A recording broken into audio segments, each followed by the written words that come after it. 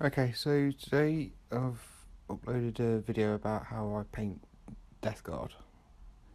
So I've included a few pictures that all slideshow across as we go through. I've included a couple of pictures of a model that's not had its highlighting finished yet, and also a lot of its battle damage. So I wanted to show a picture between where I sort of start from with regards to the battle damage, because I do highlight everything. I don't do the battle damage and then do the highlighting, because I want where stuff's been worn down and the colour starts to fade a bit, that highlighting to show through. And I just found that easier to do before I did the battle damage.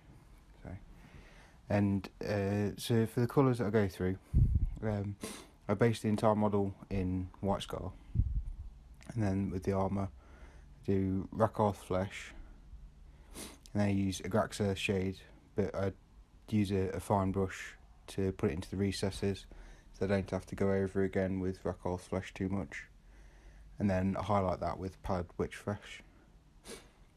For the metalwork and silvers and stuff, I use Lead Belcher, then go over it in Northern Oil, then touch it up with Runefang Steel. For the greens, I use Castellan Green, Space, Graxa Shade that, and then for anything that has that bit of highlight on, I'll use Lauren Forest.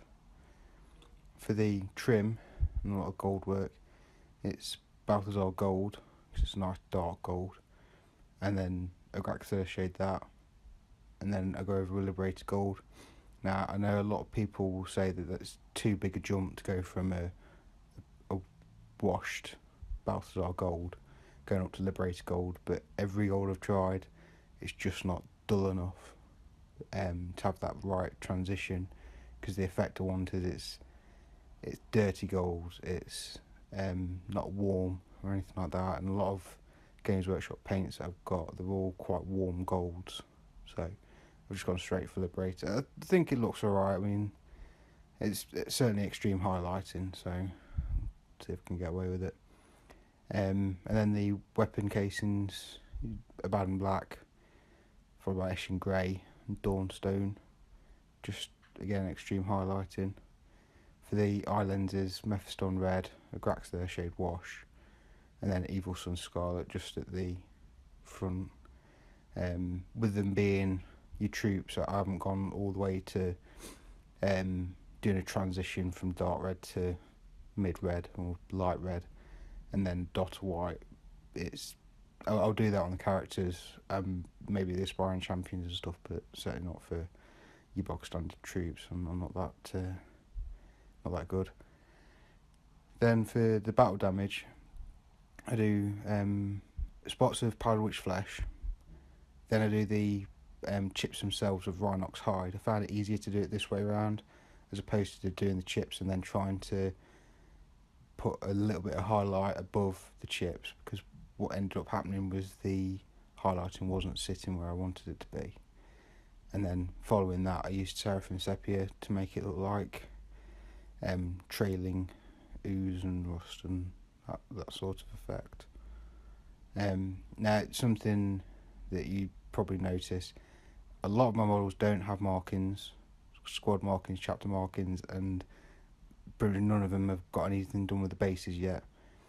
Reason being is because I don't know what bases I want to do. And the markings, once I've got a squad and I want to know how to throw it together and been through the rules, and I can say, okay, this is going to be a squad of 15 and that sort of, I'll throw the squad markings on at that point.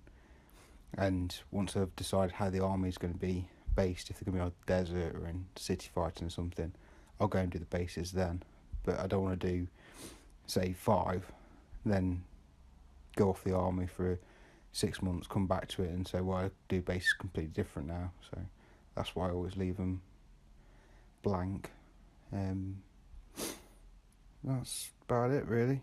Any questions, let me know, and I'll hopefully get another video in next week. So, okay, thanks, bye.